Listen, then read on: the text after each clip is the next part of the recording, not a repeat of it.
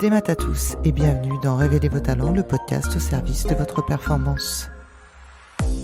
Et cette année, pour Noël, j'ai décidé pendant tout le mois de décembre de vous proposer un format un peu spécial, un calendrier de l'Avent podcast.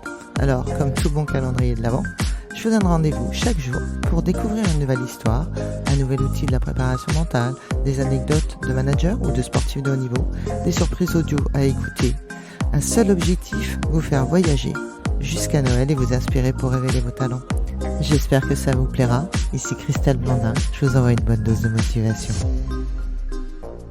Aujourd'hui, on va parler d'audace. On va parler dans ce bonus du calendrier de l'Avent d'un outil qui s'appelle l'EMDR et que je vais laisser Tamara Klint, cette jeune navigatrice, vous présenter. Et en attendant de retrouver l'intégralité du podcast de Tamara sur la plateforme Révéler vos talents, je vous laisse l'écouter. Allez, go, on y va. La boîte à outils de Tamara, c'est quoi ? On a parlé toutes les deux de plein d'outils. On a parlé d'hypnose, on a parlé du coaching, on a parlé de la préparation mentale et on a parlé d'un outil de l'EMDR. Et cet outil, tu m'as dit, j'adore. Et donc, c'est un outil que je trouve extrêmement puissant, que j'utilise pour mes clients. Et je voudrais que tu partages avec nous et avec les auditrices et les auditeurs cet outil et comment toi, tu l'as appréhendé. J'ai eu la chance d'avoir une sœur jumelle qui voyait un psy quand on était adolescent. Et cette sœur jumelle, elle faisait une constellation familiale. Au Brésil, oui. Donc j'étais toujours au Brésil, je ne savais pas du tout parler français. J'y pensais même pas à l'époque. Et cette sœur jumelle, elle faisait un travail de constellation familiale et les psychologues a pris rendez-vous avec chaque personne de la famille pour comprendre un peu les relations entre chaque individu.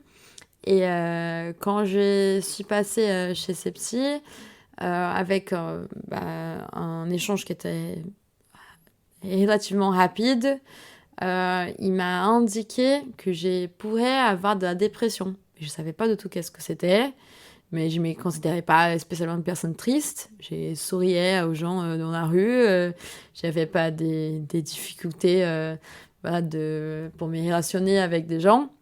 Mais à l'époque, je ne savais pas qu'est-ce que c'était la dépression. Et je commence à avoir cette psy, Nahir, qui me disait qui a voulu travailler avec les MDR. Et j'ai adoré. Pour moi, c'était vraiment fantastique. J'étais fascinée par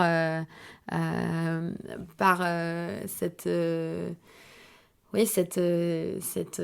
technique à travers duquel, avec des stimulations des natures différentes, donc soit avec la lumière, soit avec une lumière qui va de la droite à la gauche, soit avec des sons, soit avec un point rouge qui se balade, on pouvait accéder à des souvenirs, des mémoires, à des pensées qui étaient très anciens et auxquels on ne pourrait pas accéder juste en ayant envie, ou juste en voulant, ou juste en faisant l'effort rationnel d'accéder.